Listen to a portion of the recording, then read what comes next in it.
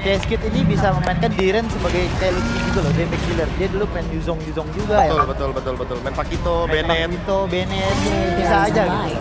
Ya possible banget sih karena keduanya hobi tank jungle nih kebetulan. Dan storyline yang menarik menurutku. Uppernya itu pertandingan para raja. Itu dia. Di bawahnya ada Kingslayer yang menunggu. Jadi siapapun yang turun sebenarnya tetap aja ya. Akan ketemu sama Kingslayer juga in the end of the day. Alright. Tapi dengan band chip juga nih ada Masha yang kayak tadi udah sempat bahas bahwa Luti ini juga udah mulai dikasih hero-hero berdamage. Tapi banyak sih opsinya dan nembak sih ya. Itu dia. Kemarin gue ngomong pas nge-CS Hayabusa kan? Mau masuk rumput part 2 kan? Kayak kalau udah lihat Baxia ya, kalau kalian lihat di FYP kalian itu isinya lagunya kumar. Tapi kan ini mau nunjukin di depan King of Baxia. Nah tapi balik lagi, Sujin dari dulu emang main Baxianya flawless banget. Referensi aku terakhir ya di King Empire kalau kita ngomongin Baxia. Karena apa? Karena mostly pas udah berjersey RRQ dia mainnya either fighter atau assassin. Iya. Baru nih Baxianya dapet. Dan sejauh ini Badang belum jadi prioritas ya. Kalia Harit. Ya emang seharusnya di pick di situ karena emang lumayan. Kayak tadi di game sebelumnya Dikon 3 kali hari dan juga menjadi penggendong andal dan juga Kalea menjadi priority lah. Wow. One loh. One Pick atas ya. Ya, pick 1-1 karena udah jelas banget lawannya match-up-nya Harit bukan Iritel, jadi masih fine sebenarnya, nggak ada masalah sama sekali. Mungkin kalau udah di level 2 baru 1-1-nya udah mulai repot nih. Dan gue juga lumayan suka di sini kenapa? Karena dia langsung pick parsial. Biasanya kalau misalnya musuh pick 1 tuh otomatis ditates ya. ditates sama parsial. Di outrage. Emang harus kayak gitu sih. Ketika lu mau nge-pick ini tapi takut sama musuh mau pick itu, jadi lu ambil aja. Bener, tapi ini parsinya juga lumayan kewalahan ketemu Link ya. Nah, inilah Battle of Drafting. Ini dia Battle of Drafting. Bisa jadi bahasanya EX. Babsianya di flex Digeser. Ya karena awal-awal waktu Kalea udah akhirnya diperbolehkan dipakai di turnamen juga kan Dairen pakainya di EXP gitu loh ya. Pelopor lah kalau kita lihat di turnamen. Ya tapi akhir-akhir ini juga event Arab tetap dapat Kalea benar hidup juga sih. Karena emang power pick off-nya dengan modal mungkin satu item antara Radiant Armor atau Antik, dia langsung bisa ke arah flipping time. Jadi ya udah culik terus. Ini juga sepertinya dari awalnya harus berpikir masih ada Franco ya karena Franco kan juga combo ya. Ditambah musuhnya juga Link ada Harit, ada Baxia juga. Ada Baxia juga yang buat menutup isi Franco-nya enak gitu karena Baxia udah pasti pegang map kan untuk di early game. Iya. Ini bakal jadi dynamic combo banget. Jadi yang bakal dienakin adalah EXP-nya. Dairen bisa mainin banyak banget hero di sini. Ya. Karena one-one sama Parsa nih damage-nya itu udah cukup dan lumayan independen ya Iya. mid game-nya, jadi kayak dia nggak perlu terlalu ditempelin sama roamer atau jungler tank.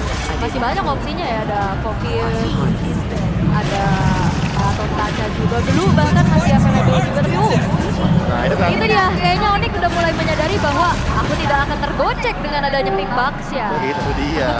Flexible pick ini bakal diuji di sini. Jadi mungkin kalau teman-teman yang lagi nonton dan mungkin OTW nih punya niat mau jadi coach, ini sangat worth to watch. Dan juga di sini konsep kayak kalau misalnya mereka mau Franco nggak apa-apa ya, yang penting Lukasnya nih jadi Tutup aja. Karena dari case kita udah Ben Valen ada kemungkinannya dia bakal ngepikin Lukas. Atau memang RRQ ngarahin aja, kita Ben Valen, apakah kita mau Lukas belum tentu. Kadang ya itu ya reverse psychologinya bukan cuma sekedar dari strategi tapi kayak gimana caranya biar gak terpancing. Iya, itu dia. Coba lu pas jadi coach, wah, suka terpancing. Lumayan. Iya. Karena ada sebuah kepuasan ketika musuhnya kepancing. Gue pura-pura band ini biar musuhnya ngeriak, tapi ternyata gue mau bikin itu sering kok. Itu sering ya? Suka mancing dan kepancing. Suka mancing dan kepancing. Lebih sering yang mana? Dua-duanya sebenarnya. Dua-duanya. Imbang. Oke, dan Pupius nih ya dipilih. Hero aman juga jatuhnya. Dan dengan adanya Pupius ya, ini malah ngebuka potensi loh buat RRQ bawa Esmeralda anyway. Karena Link juga lumayan kerepotan di samping dan juga ada Harit sama Pupius. Ada Harit, ada Pupius, ini dua hero yang bisa memberikan efek shield kepada diri sendiri. Esmeralda sangat bagus sekali untuk bisa menghandle dua hero shield. Apalagi itu kan hero-nya salah satu masuk ke dari hero Dairen ya.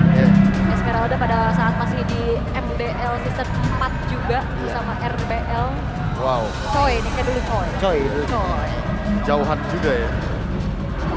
Jauhan. Tapi kan lumayan. Baik lagi, apakah dengan adanya Franco dan juga Esmeralda yang akan kuat dan nanti ternyata bakal bakal dibelokin ke Gatot Kaca dan juga Cici. Hero react plus hero yang nantinya bakal pegangin frontline. Di mid-nya apa nih buat Sun? Satu pilihan terakhir ya. Chusin? Ya, Boleh Cici buat bagus. bantuin supportnya dari Link kan, karena Link butuh di supportin di early game kan. Jangan sampai Musai Baxia malah snowball di early game karena dia nggak punya hero early game juga. Iya. Ditambah lagi akan sangat mudah ya untuk bisa menghandle Baxianya. Baxianya bakal dipegang banget kalau misalkan emang ada Chushin di sini. Tapi harus diperhatikan juga karena nanti late game 1-1-nya akan merepotkan. Atau kalau masih ada Faramis kayaknya masih oke kok Faramis.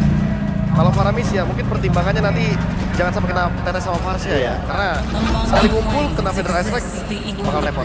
Oke, itu dia Yip yang akan jadi pilihan terakhir dan ini bakal menjadi game pembuka Royals Derby RRQ versus Onyx dan pasti saja bersama Ranger Mas dan juga Lee Kocho.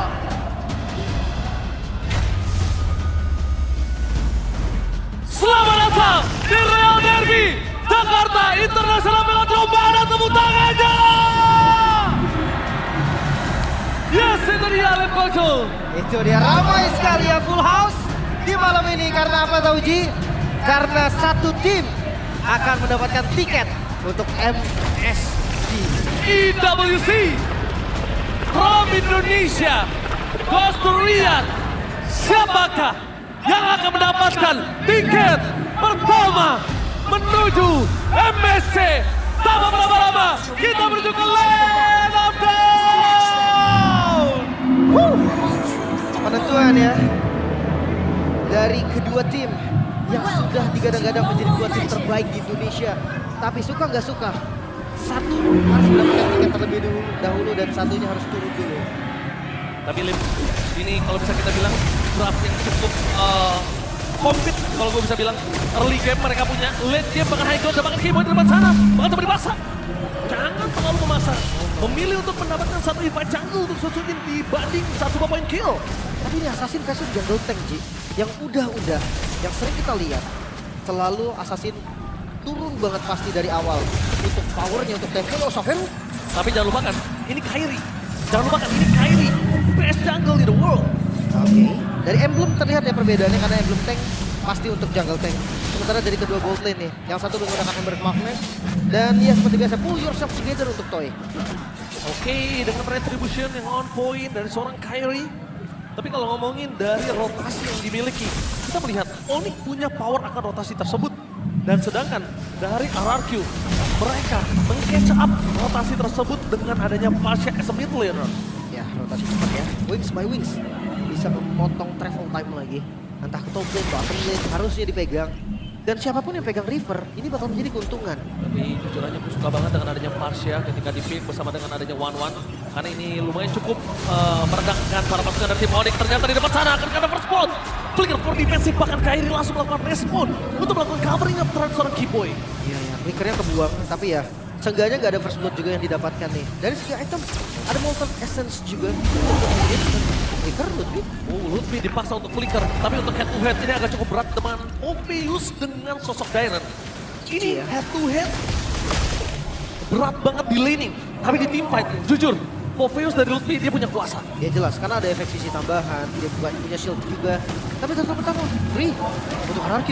Oh, di atas kertas memang itu yang terjadi. Ya, Bahkan kalau misalnya itu tidak didapatkan oleh tim RRQ, justru Onyx yang akan bisa megang game yang pertama. betul. Tapi ya, apakah dampaknya ini bisa jadi udah diprediksi kalau Orange Buff ditabrak? Bakal coba ditabrak begitu saja, Susujin menjadi target utama dan Kairi berada di atas table.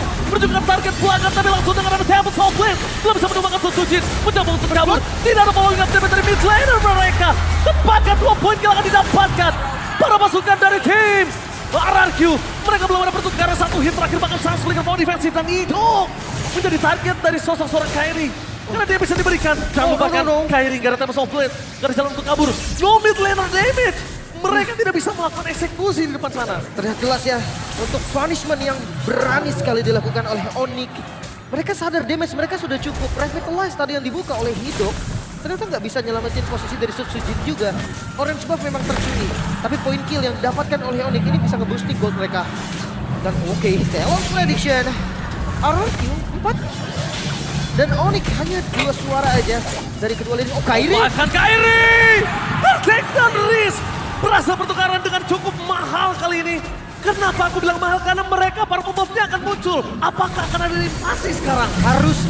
Harusnya akan ada invasi. Tapi sayangnya ngelihat dari pergerakan Araki, mereka harus fokus ke bottom lane terlebih dulu. Savero. Taman spontan bahkan this is Captain Toy speaking, ready to take off. Meanwhile karena damage taman dan Toy damage masih belum cukup. Riz coba melakukan following up damage. Susuji masuk lebih dalam lagi. Jika berada di saat, tapi nampaknya Kimoy seorang diri di depan sana. Pertukaran yang cukup adil. Tapi daripada tidak ada pertukaran Kimoy, mau gak mau harus merelakan jiwa dan raganya. Sangat lumayan sih mendapatkan gold laner, apalagi tipikal dari One. Dia butuh farming. Dia butuh 3 item, entah itu critical item, entah itu Demon Hunter Sword, Wind of Nature. Banyak opsinya, tapi seenggaknya 3 item ini udah jadi awal dari One yang bisa bersinar. Dan pertukarannya sama Kimoy doang, sama Romer.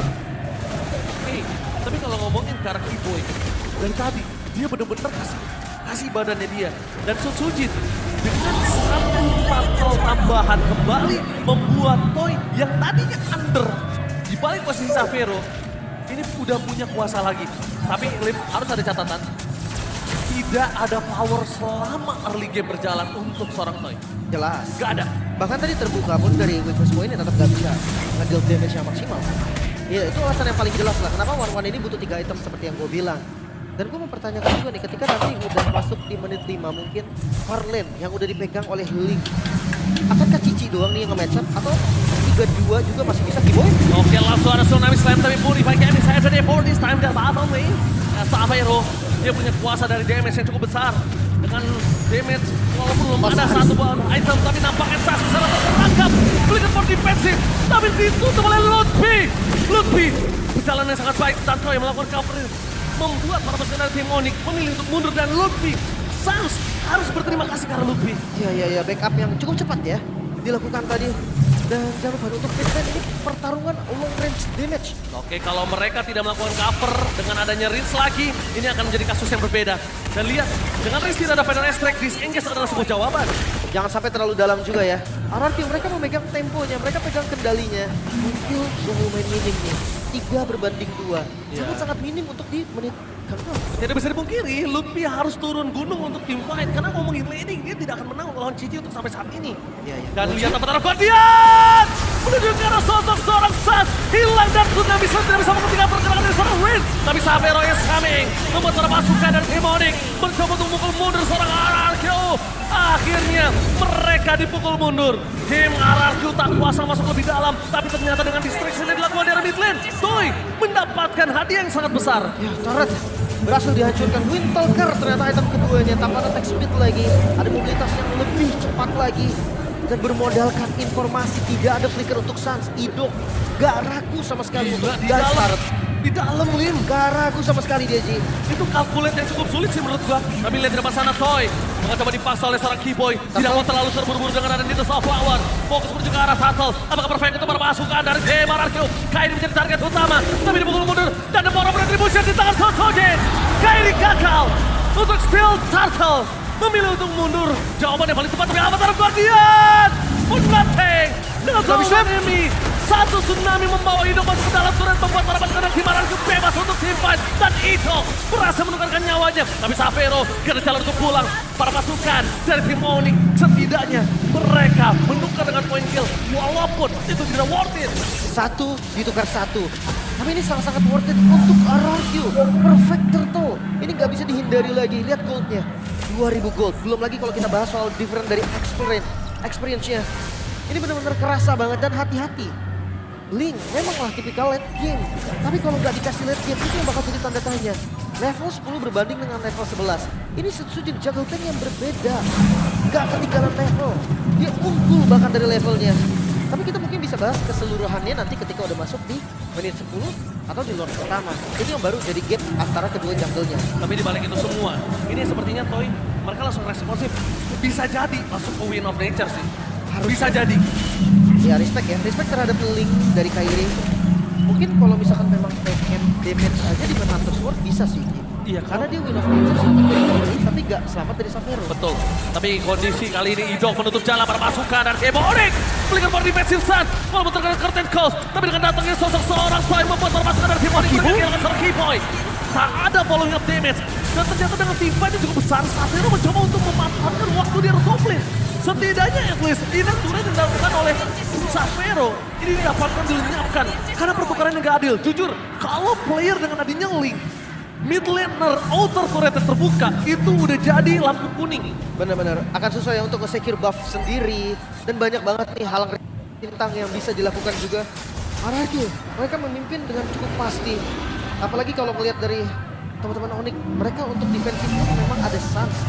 Cuma jangan salah nih, untuk dive-nya ada Avatar of Guardian, ada Figure Strike yang bisa nyampe belakang. Dan jangan lupa, Dairon yang bisa untuk zoning Savero mungkin. Iya. Ataupun ya ke arah yang lain. Tapi jujur, kalau misal ngomongin link dari Kairi, dia harus sudah mulai targeting ke arah Rinsik. Rins terlalu bebas, Tsunami Slam belum dibuka oleh Keyboy. Tidak mau terlalu terburu-buru, damage Savero udah lumayan scaling. Menandakan para pasukan dari tim Onyx, mereka siap untuk bertukar. Dan lihat di festival, terlalu ramai, tepuk tangan untuk festival! Wah. Wow, ramai sekali sepertinya Yoji. Oke, Avatar Guardian for nothing. Belum ada Tsunami Slam dan Sans! Hilang begitu saja lenyap. This is Captain Toy making ready to take off! Berhasil menutup satu. Kairi! Tapi nampaknya Kairi tidak ada jalan untuk pulang dan double kill from Captain Toy. Berubah skalanya untuk berpasukan dari tim RRQ. Owning positioning. 3 poin kill ter-takedown. Belum terbuka bebas. What happened, Onyx? Seakan menantang maut Onyx. Mereka memunculkan jungle assassin untuk berhadapan dengan jungle tank. Dan jangan lupa, ini ditahan sih, mungkin sampai di detik 10 baru diambil. Dia responnya di 40. Dan ya itu tadi yang mungkin bisa gue bahas adalah ketika Tempest of Blade dibuka, Crossbow of Tank itu tidak berhenti. Iya. Tetap terbang, jadi gak bisa untuk ngebalikin damage dari One-One. Walaupun gak ada damage ya? Iya, gak ada damage. Walaupun gak ada damage. Karena invulnerable kan, tapi Iya. tetap terbang, jadi One-One-nya pun gak bisa di damage balik. Dan bisa kita bilang, para pasukan dari tim Onyx, mereka harus sudah mulai sadar. Targeting udah tepat karena Riz. Tapi front laner mereka bunyuk. Pomius gak punya kuasa untuk menahan damage yang diberikan dari tim RRQ. Dan bahkan hanya kayak ngebuka weakness point aja jadinya tuh. Ya, untuk One-One. Hati-hati, dominance sudah jadi juga untuk Udok. Ranger sudah terlihat. Sebenarnya ada Baxio juga di awalnya gitu, cuman ini gak perlu buru-buru. Ditambah dengan adanya damage yang sudah terasa dari Toy. Gue rasa harus hati-hati banget untuk Onyx. Mereka harus manfaatin dengan mobilitasnya Kairi. Dia bisa pegang Oh, tapi nampaknya Idok di depan sana dengan konsol gaming yang mereka miliki mencoba mendistract supaya Lord dari bottom lane akan cukup bebas. Tapi bukan hanya itu aja. Susudin juga bakal coba nemenin Boy. Dia tahu para pasukan dari tim Onyx ini berani untuk komit 2 tukar 1. Ini Holy Defense-nya masih ketahan loh di atas. Masih? Semuanya masih? Gak terbuka dan di bawah bisa dipakai mungkin Holy Defense-nya karena udah mau di menit 12 juga by the way. Mereka bisa gunakan sekarang atau daripada hilang sendiri. Nah itu dia. RRQ mereka sadar belum bisa untuk ditabrak, belum bisa untuk dipaksa. Tapi 5.000 keunggulan gold yang sangat nyata. Wow, langsung ada Vader Rest mencoba untuk melakukan poking terhadap seorang Keyboy. Dan one last hit! Solo kill from Ruiz! Out of nowhere, what the damage! Miscalculate from Keyboy dan bahkan tidak ada lifesteal. Tidak ada lifesteal pasif. Yang dibikin dari seorang Keyboy membuat dirinya harus tenggelam di depan sana. Dan untungnya tidak ada purple buff yang muncul. Dan untungnya tidak ada Lord. Lane management juga masih dipegang oleh tim Onyx. Masih oke. Mereka bisa coba untuk best start mungkin. Akhirnya berani untuk potong tapi lagi. Oke, Avatar of Guardian, Lord B! Target utama mereka berhasil dipecahkan. Berhasil mendapatkan target menuju ke arah best turret dan disengage memilih RRQ mundur. Dibandingkan mereka terlalu greedy untuk memaksa melakukan enter the base. Kita udah sempat lihat di mana Geek Farm sempat melakukan pemaksaan endgame dan Onyx, apalagi Kairi lebih tepatnya, dia bisa melakukan defense terhadap Geek Farm waktu itu. Iya, saat itu ya. Tapi masalahnya sekarang nih, dengan Sujin yang levelnya, bisa dibilang sama lah ya, Kairi kurang satu lagi dan itu akan didapetin kok sebelum Lord muncul lagi. Gimana dengan Dairon? Damage dari Dairon ini perlu diperhitungkan. Toy dengan Husklaw ternyata. Berserker Fury, 3 item kritikal, Trinity untuk kritikal. Ini membuat Crossbow of Tank dari One-One gak bisa ketahan. Sampai sekarang Winternya baru ada di Keyboy. Dan Keyboy tanpa adanya defense pasti jelas. Belum full. Tadi bisa numbangin dia. Belum ada satu item sama sekali ya. No fleeting juga. Yes, no fleeting. Jadi mereka tidak terlalu takut ketika ada satu tsunami slave. Stiker ini bencana sudah berkibar di depan sana oleh seorang Dairon. Tapi nampaknya ada defense terjadi. Ditambah dengan adanya Skiboy flick ke power defensive. Tapi oh my god! Toy! Too much! Damage yang diterima oleh permasukan dan Tio. RRQ bahkan kehilangan solo Luffy tidak menjadi sebuah jawaban. Langsung ada satu point kill yang sangat memberikan porsi yang besar untuk Onyx. Yaitu dengan tidak adanya Toy. Tapi mereka kehilangan Sasuga. Sedikit gelisah untuk membalaskan dari tim Onyx karena mereka nggak punya damage tambahan. Dan Sapero benar-benar harus mundur. Jangan lupakan, Idris punya satu tetes terakhir. Dia bisa menghantar Sapero ke alam baka. Itu dia, best. Darat di bagian mid lane terbuka dan harusnya nggak bisa di defense. Pecah, pecah. Tidak ada jawaban lagi, pecah. Itu dia. Ketika tadi Dairon maju ke depan, Kairi melakukan backup dan jangan lupa tidak ada anti-regen. Dairon sangat pede. Kairi tanpa purple buff dan ingat, Link tanpa purple buff bagaikan aku telah kamu lemah tak berdaya. Itu dia. Lord langsung dipancing. Ini dibuka mungkin nanti, tapi Owens. Mereka tahu di mana Kairi berada. Map awareness dari Rins membuat permasukan dari tim lawan tidak berhasil untuk melakukan steal, bahkan distraction tidak terjadi di sana. Iya. Rins. Wah, koma dari Rins. Yes. Yang sangat dahsyat. Dia tahu semuanya, seakan-akan pergerakan dari Onyx itu terbaca dengan Feather Ice Strike yang on point, dengan adanya buff yang dikontrol juga. Mereka berani untuk membagi orang ketika momen penting. Tapi Toy, kalau dia bertindak seperti itu lagi, kesalahannya cukup fatal. Ingat, ini Onyx, sang raja langit. Iya. Ya, dia bisa membalikan kembali keadaan dengan sekejap mata. Setuju. Dan kita akan melihat nih, Lord masuk di arah mid lane bersama dengan Sutsujin. Mampukah Onyx untuk melakukan defense? Oke, sekejap. Di depan sana Toy terkena poking damage. Permasukan dari tim Onyx dengan reward manipulation dengan apa taruhkan di daerah backline. Membuat Idok menjadi satu buah target memang saya empuk. Dengan tsunami slam tidak bisa menumbangkan Idok. Tapi damage tambahan. Membuat permasukan dari tim RRQ. Mempergunakan tim Onyx kehilangan Luffy dan semua jawaban. Dan bahkan Toy belum sempat terbang. Wind of Nature gagal menyelamatkan Toy. Dan Kairi again and again menjadi Sapero warga. Tapi nampaknya Kairi dengan dewasa besar dan Red. Save the day untuk RRQ. Hampir saja Onyx bisa membalikan kembali keadaan. Tapi damage first instant membuat Kairi ter-take down di depan sana. Damage dari Rin tadi yang di luar kalkulasi juga pertukaran. Dairon harus hilang memang, tapi sekarang 2 melawan 2. Sampai saat ini Onyx masih bisa bertahan. Oh, sang Raja Langit terlalu perkasa untuk ditumbangkan di menit yang ke-15. Sang Raja Langit dengan kekuatan mereka yang hilang dan kembali, Baba Yeba membawa mereka jauh sampai di upper bracket final dan bahkan regular season. Mereka tidak ada di posisi yang aman. Setuju. Ngelihat dari RRQ nih, Gold yang tadinya sebenarnya udah unggul turun. Kalau lihat Toy yang tumbang tadi, ada Dairon juga yang tumbang, shutdownnya banyak. Tapi kalau secara objektifnya, best tarot dari Onyx ini udah hilang semua. Jadi keuntungan untuk map itu masih ada di RRQ. Belum lagi kalau kita bahas untuk pressure dari core lane-nya, itu juga lebih unggul dan masih mau dicoba kah? Gak buka Vision terlebih dahulu, 2 Winter, Ludwig dan juga Kiboy. Yes, dan melihat dari kondisi dari full item yang sudah mereka miliki, Kiboy gak bakal cukup untuk nahan damage. Mau gak mau mereka harus korbankan Ludwig sih. Korbankan Ludwig buat Kiboy jadi free. Ngomongin cara Purify, memang untuk ke-trigger sulit banget. Dengan Endless Flower dan 2 Purify memang sulit. Tapi bukan berarti gak ada chance. Dan lihat di sana Kiboy mencoba dipakan. Satu point kill, Tsunami Slam, itu juga Sutsujin. Dan bahkan lihat tuh di sana, gak berhasil terbang. Membuat para pasukan dari tim Onyx. Mereka kehilangan satu momentum dan Toy menjadi target utama. Wind of Nature sampai dari 45 kan nampaknya tidak. Kairi target tim fokus dan Sutsujin. Tertinggal seorang diri.